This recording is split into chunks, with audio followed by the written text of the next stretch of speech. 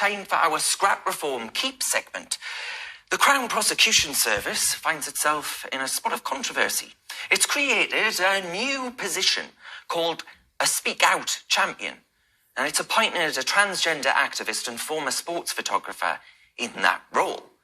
She's been criticised for posting derogatory tweets about women and so-called TERFs, which is people who believe in biological sex to you and I, as well as calling for the word woman to be replaced altogether. Sophie Cook will supposedly work to improve confidence amongst employees at the CPS to speak openly about their experiences. I wonder, folks, I wonder if that will include women who don't believe in this gender ideology. And what's more, what's really important here, will the CPS be able to remain politically neutral when it's choosing who to go after with controversial political campaigners embedded in the very upper echelons of that organisation? Well, joining me to discuss this is the founder and director of Transgender Trend, Stephanie Davies-Arai. Stephanie, thank you very much for your company. How do you feel about this appointment? Do you agree with me that actually I'm thinking, hang on, what's going to happen here? Well, Sophie Cook doesn't exactly support women speaking out. And the CPS have not learned their lesson. They produced hate crime schools guidance back in 2017 originally, republished it in 2020.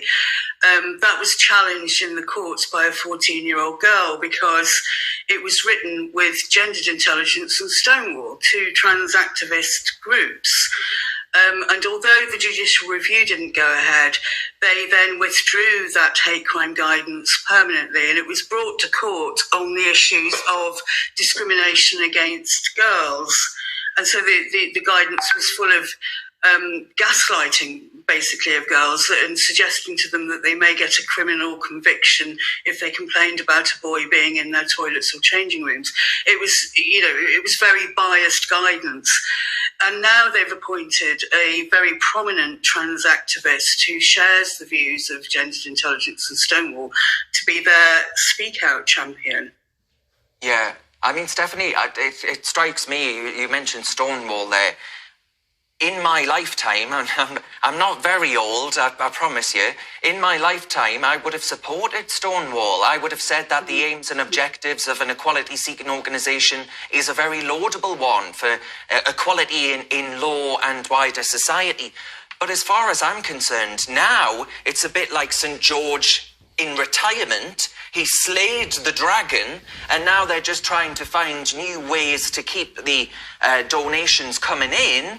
And this is the one issue that they've latched onto. And it just so happens that this one issue, they're saying because of a very vocal, tiny, tiny minority, women's rights have to go out the window. I think it's an absolute outrage. Stonewall used to be an excellent organisation supporting the rights of lesbian, gay and bisexual people. And since they included transgender in 2015, they've become a trans rights organisation based on this concept of gender identity. So it's trying to replace sex with gender identity in legislation and public policy as the distinction between men and women. And of course, that has a huge impact on women's rights. Sophie Cook supports male athletes in women's sports, for example.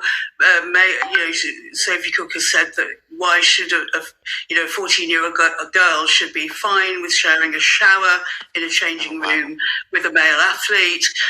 All of those sex-based rights of women are based on the Equality Act definition of women as female under the protected characteristic sex. So gender identity isn't a protected characteristic. It's and it's not in our law. It doesn't exist in our laws. And yet these organisations and activists are promoting the idea of gender identity as the distinction between men and women, and not sex. Stephanie, this is exactly why I oppose the painting of police cars and taking these positions on really quite politically contentious issues. Like, for the reasons that you've just mentioned very eloquently there, I just think that the police need to keep activism and politics out of law and order. But that's my view, and the view you heard before that was the founder and director of Transgender Trend, Stephanie Davies-Arai there. Thank you very much for your time. Now, folks, back to that topic that I started the show on.